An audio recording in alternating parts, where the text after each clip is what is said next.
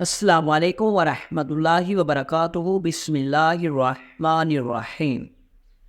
ایک دفعہ سلطان صلاح الدین ایوبی رحمۃ اللہ علیہ اپنے 1,00,000 سپاہیوں کے لشکر کے ساتھ جنگ کے لیے محل سے روانہ ہو گیا۔ سلطان صلاح الدین ایوبی رحمۃ اللہ علیہ کا سفر تقریباً 200 میل کا تھا، لہٰذا سلطان نے اپنے لشکر کے کمانداروں کو پہلے ہی سب کچھ بتا دیا کہ ہم اس مقام پر پڑاؤ کریں گے۔ مصر کی ایک مشہور کتاب ایک عظیم سلطان میں لکھا ہے کہ سلطان صلاح الدین ایوبی رحمۃ اللہ علیہ کا پہلا پڑاؤ جنگل کے قریب ایک زمیندار کے باغ میں تھا، جہاں سلطان نے اپنے سپاہیوں کو بتایا کہ ہم اس جگہ پر پڑاؤ کریں گے اور رات گزارنے کے بعد صبح اپنی منزل کی طرف روانہ ہو جائیں گے۔ تقریباً عصر کا وقت تھا اور مورخین کے مطابق سلطان صلاح الدین ایوبی رحمۃ اللہ علیہ اپنے پہلے پڑاؤ کی طرف پہنچ گئے تھے۔ سارا لشکر وہاں رک گیا تھا اور کئی مربع کلومیٹر پھیلے باغ پر سلطان کے لشکر نے اپنے خیمے لگانا شروع کر دیے۔ خیمے نصب کرتے کرتے تقریباً عصر سے بھی زیادہ وقت ہو چکا تھا۔ سلطان کی سپاہیوں نے سب سے پہلے سلطان کا خیمہ نصب کر دیا اور سلطان مزید جنگ کی حکمت عملی تیار کرنے کے لیے خیمے کے اندر اپنے سپاہیوں کے ساتھ مشاورت میں مصروف تھا۔ جس مقام پر سلطان صلاح الدین ایوبی رحمۃ اللہ علیہ کے لشکر نے پڑاؤ کر رکھا تھا، وہاں سے تقریباً 1 میل کے فاصلے پر ایک گاؤں آباد تھا جس کا نام سلجک تھا۔ وہ گاؤں ہرا بھرا اور سلجھا ہوا تھا۔ وہاں سرسبز میدان اور لوگ اپنی کھیتی باڑی اور مختلف ہنر سے اپنی زندگی اچھی طرح گزر بسر کر رہے تھے۔ اسی گاؤں میں ایک قاضی صاحب رہتا تھا جو بہت ہی عقل مند، سخی اور دیانتدار تھا۔ ایک دفعہ قاضی صاحب کے پاس گاؤں کا ایک سردار اور چودھری صاحب مقدمہ لے کر آئے۔ دونوں طاقتور تھے۔ اس گاؤں کے سردار نے کہا، قاضی صاحب، چودھری کے چند آدمیوں نے میرے گھوڑے کو بری طرح مار مار کے زخمی کر دیا اور ان زخموں کی تاب نہ لاتے ہوئے میرا گھوڑا مر گیا اور وہ میرا گھوڑا بہت ہی قیمتی تھا۔ اب آپ ہی انصاف کریں اور مجھے انصاف دلائیں۔ اب قاضی صاحب نے چودھری صاحب کی طرف مخاطب ہوا اور پوچھا، چودھری صاحب اب آپ ہی بتائیں کیا یہ سردار سچ کہہ رہا ہے؟ تو چودھری صاحب نے کہا، قاضی صاحب بالکل ایسا نہیں، میرے آدمیوں نے سردار کے گھوڑے کو ہاتھ تک نہیں لگایا، یہ تو مارنے کی بات کر رہا ہے۔ یہ سن کر قاضی بڑا حیران ہوا کہ آخر ان دونوں کی بات کتنی حد تک سچ ہے۔ پھر قاضی صاحب نے کہا کہ اس نے تم پر کیوں الزام لگایا؟ تو اس نے کہا، قاضی صاحب ہمارے گاؤں میں ایک زمین کا ٹکڑا تھا جو گاؤں کے لحاظ سے بہت ہی قیمتی تھا اور اس کو یہ سردار خریدنا چاہتا تھا، لیکن میں نے اس کے مقابلے میں جا کر وہ گاؤں کا زمین کا ٹکڑا خرید لیا اور اس کے سردار نے یہ منصوبہ بنایا کہ اس مقدمے کی آڑ میں یہ مجھ سے وہ گاؤں میں زمین کا ٹکڑا چھین لے گا۔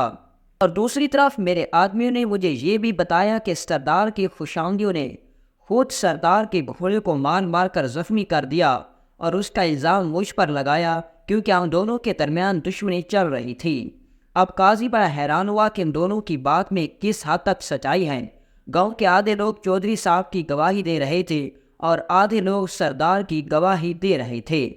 اب قاضی صاحب نے ان دونوں کو ایک ایسے امتحان سے گزارا جس سے ثابت ہو گیا کہ گاؤں کا سردار جھوٹ بول رہا ہے اور اس نے چودھری پر جھوٹا الزام لگایا۔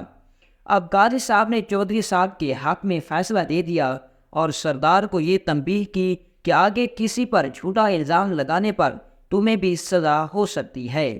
جو کہ سردار خود اتنا برا انسان نہیں تھا، لیکن اس کے خوشامدی جو اس کے ہر وقت ساتھ رہتے تھے، انہوں نے گاؤں کے سردار کو یہ کہنے پر مجبور کر دیا کہ قاضی صاحب جھوٹ بول رہا ہے، کیونکہ وہ خوشامدی خود گھوڑے کے قتل میں ملوث تھے۔ جب خوشامدیوں کی باتیں سردار کے کانوں میں گھسی تو اس نے قاضی صاحب کو کہا، قاضی صاحب ہمیں آپ پر بالکل اعتبار نہیں، آپ بالکل جھوٹ بول رہے ہیں۔ آپ نے چودھری سے رشوت لے کر اس کے حق میں فیصلہ دے دیا۔ تمام گاؤں میں ہلچل مچ گئی کہ سردار نے قاضی صاحب کو جھوٹا قرار دیا اور گاؤں کے حالات بگڑنے لگے۔ اب گاؤں کی ایک طرف سے چودھری کے آدمی جاتے تو آگے سے سردار کے آدمی ان کو گھیر لیتے، اور اگر دوسری طرف سے سردار کے آدمی جاتے تو چودھری کے آدمی ان کو گھیر لیتے۔ گاؤں کے حالات بگڑنے لگے۔ اتنے میں ایک بزرگ جو اس گاؤں میں رہتا تھا وہ قاضی صاحب کے پاس گیا اور کہا، قاضی صاحب، آپ گاؤں کے سردار اور چودھری صاحب دونوں کو اپنی عدالت میں بلائیں۔ میرے پاس ایک ترکیب ہے جس سے ہم گاؤں میں پھیلنے والے فساد کو روک سکتے ہیں۔ قاضی بڑا خوش ہوا کہ اگر ایسا ہو سکتا ہے تو اس سے اچھا کیا ہوگا۔ قاضی صاحب نے ان دونوں کو اپنے پاس بلایا اور اب بزرگ کو کہا کہ بتاؤ تمہارے پاس ایسی کون سی ترکیب ہے؟ تو اس نے کہا، حضور، میں نے سنا ہے کہ سلطان صلاح الدین ایوبی رحمۃ اللہ علیہ کے لشکر نے ہمارے گاؤں سے تقریباً 1 میل کے فاصلے پر پڑاؤ کر رکھا ہے، اور مجھے پتہ ہے کہ کل صبح کے وقت ہی سلطان اس پڑاؤ والی جگہ سے اپنی منزل کی طرف روانہ ہوگا۔ اگر ہم عصر تک سلطان کے پاس پہنچ جائیں تو سلطان ہمارے گاؤں کو تصادم سے بچا سکتا ہے۔ قاضی صاحب نے جیسے ہی سلطان کا نام سنا تو خوشی سے جھوم اٹھا اور سردار اور چودھری کو لے کر سلطان صلاح الدین ایوبی رحمۃ اللہ علیہ کے پاس پہنچ گیا۔ سپاہی نے سلطان کو خبر دی کہ حضور، ہمارے پڑوس میں ایک گاؤں ہے، اس کا قاضی صاحب، اس گاؤں کا سردار اور اس گاؤں کا چودھری صاحب آپ سے ملنے کے لیے آئے ہیں اور اپنا مقدمہ آپ کے پاس لائے ہیں۔ سلطان خوشگوار مزاج میں بیٹھا تھا۔ سلطان نے کہا کہ ان کو باہر روکو، میں باہر خود آ رہا ہوں۔ سلطان اپنی نشست سے اٹھا اور 3 محافظوں کے ساتھ باہر آ گیا۔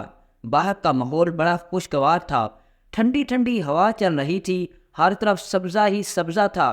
گھوڑے گھاس کھانے میں مصروف تھے، سپاہی اپنی جنگ کی تیاری میں مصروف تھے۔ سلطان نے کہا کہ میں یہیں باہر بیٹھ کر تمہارا مقدمہ سنوں گا۔ اور اس کے بعد سلطان نے قاضی صاحب سے پوچھا، قاضی صاحب بتائیں، ایسی کون سی بات ہے جس نے آپ سب کو ہمارے پاس آنے پر مجبور کر دیا؟ تو قاضی صاحب نے کہا، حضور، میں نے اپنے تجربے اور ثبوتوں کی بنیاد پر انصاف پر مبنی فیصلہ دیا، لیکن ہمارے گاؤں کے سردار نے میرے فیصلے پر سوال اٹھا دیا، جس سے ہمارے پورے گاؤں میں تصادم شروع ہو گیا ہے۔ اب آپ ہی انصاف پر مبنی فیصلہ کریں تاکہ ہمارا گاؤں تصادم سے بچ جائے۔ اب سلطان نے سردار سے پوچھا، بتاؤ تم نے قاضی صاحب کے فیصلے پر سوال کیوں اٹھایا؟ کیا اس سے پہلے بھی کیا قاضی صاحب نے کسی سے رشوت لے کر انصاف سے ہٹ کر فیصلہ کیا؟ تو سردار نے کہا، نہیں، ایسا تو پہلے کبھی نہیں ہوا، لیکن اس بار ضرور ہوا ہے۔ تو اتنے میں قاضی صاحب بول پڑا، حضور، یہ تو میری بات کرتا ہے، میں نے رشوت لے کر انصاف سے ہٹ کر فیصلہ کیا، لیکن میں آپ کو یہاں ایک ایسی بات بتانے لگا ہوں جس کو سن کر تمام لوگ حیران ہو جائیں گے۔ سلطان نے کہا، ایسی کون سی بات ہے؟ تو قاضی صاحب نے کہا، سلطان معظم، میری گھوڑی میرے سامنے کھڑی ہے، آپ اپنے ایک سپاہی کو بھیج کر سامنے کھیت میں تھوڑی سی گھاس کاٹ کر لانے کا حکم دیں، اور اسے یہ بھی بتا دیں کہ اس کھیت کے مالک کو بالکل نام بتائیں۔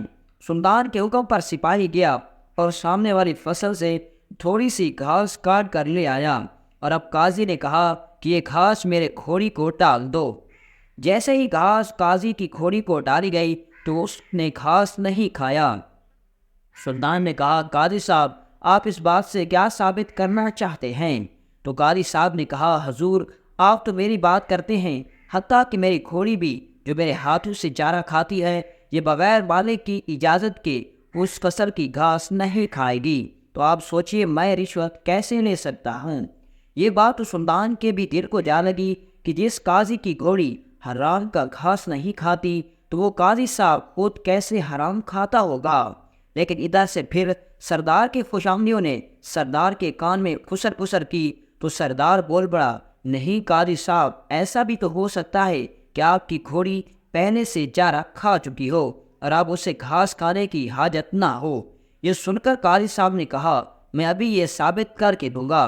پھر قاضی صاحب نے سلطان کو عرض کی، آپ اس کھیت کے مالک کو بلا لیں۔ سلطان کے حکم پر کھیت کا مالک سلطان کے سامنے حاضر ہو گیا۔